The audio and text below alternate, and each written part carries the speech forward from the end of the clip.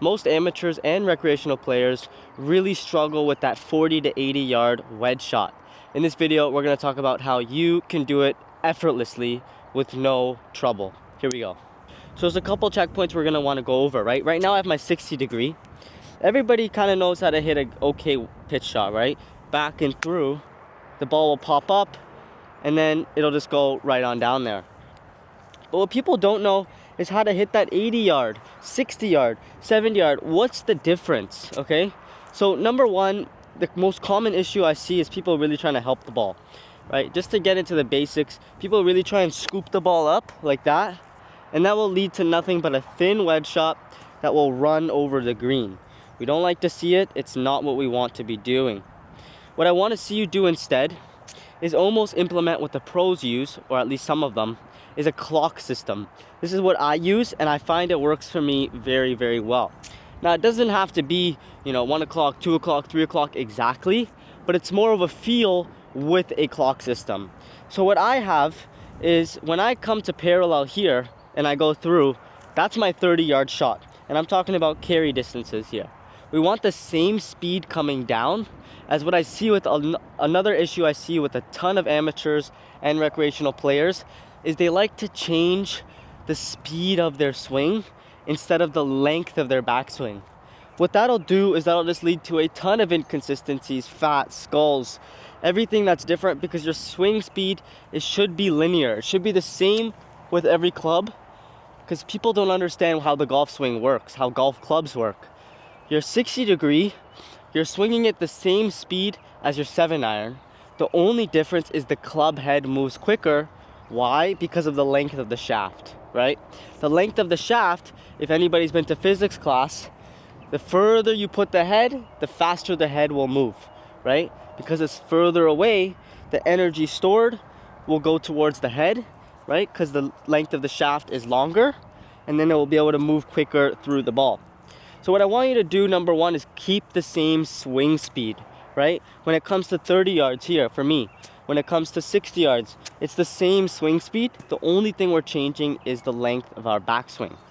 Okay, so again, if I were to show you my 30 yard shot here, I'm gonna do a little bit of forward shaft lean, kind of come on top of the ball here, and just go back and through. Now I know that ball carried 30 yards. It checks up.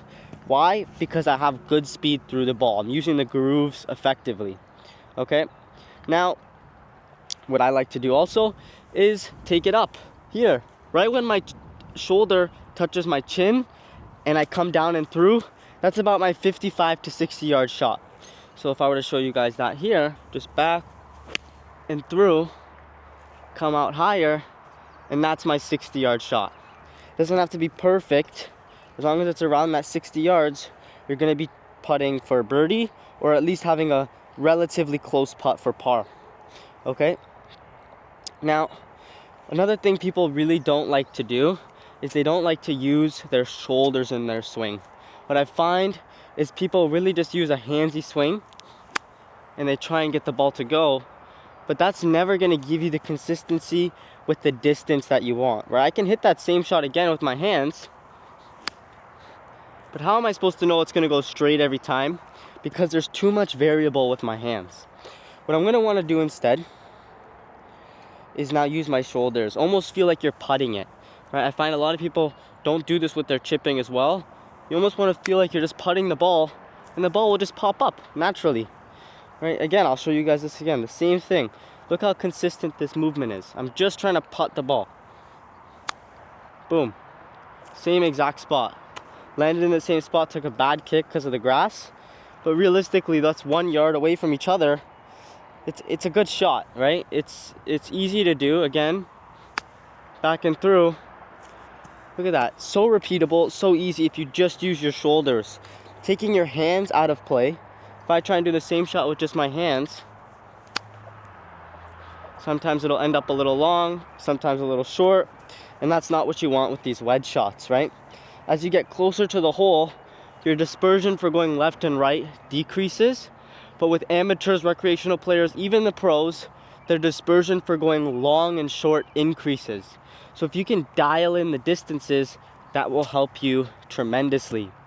Now, how do you get to learn what distances you need to dial in? How do you get to learn what distance they're going in general?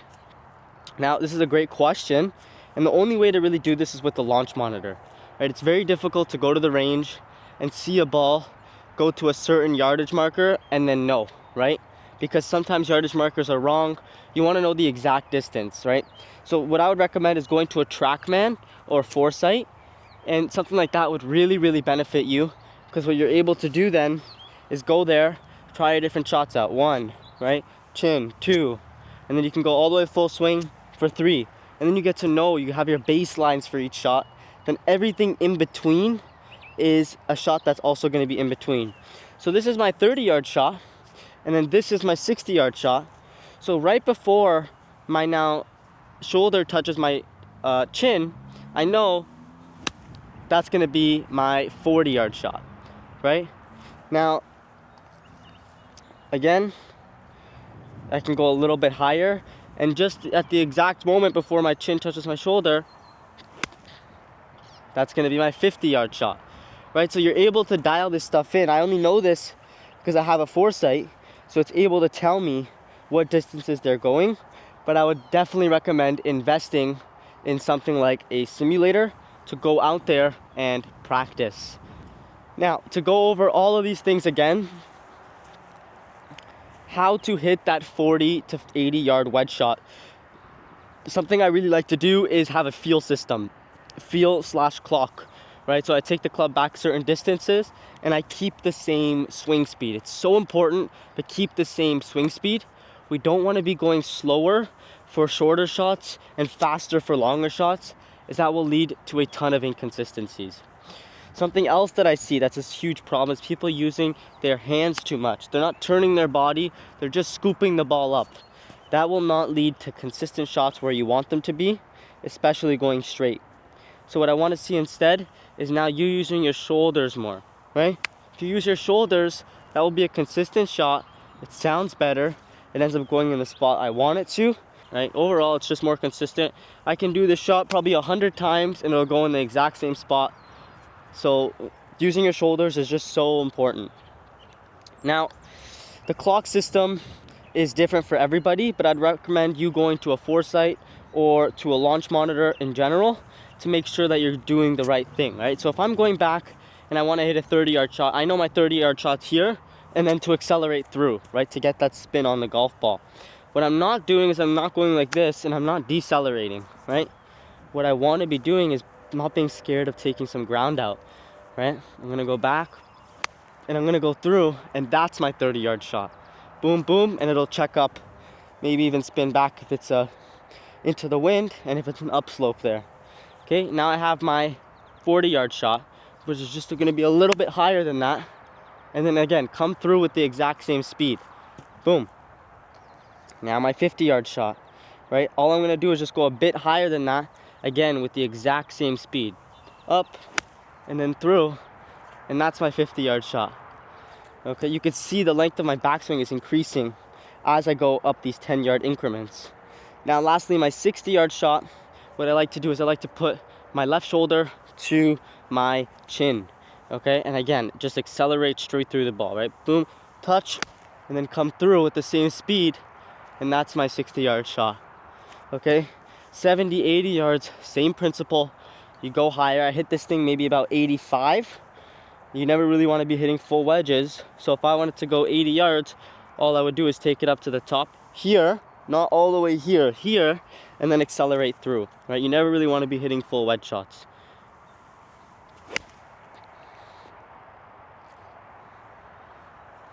And that went probably about 75 to 80 yards. If you guys like this type of content, click the subscribe link down below here and my new recent upload right here. I'll see you guys in the next one.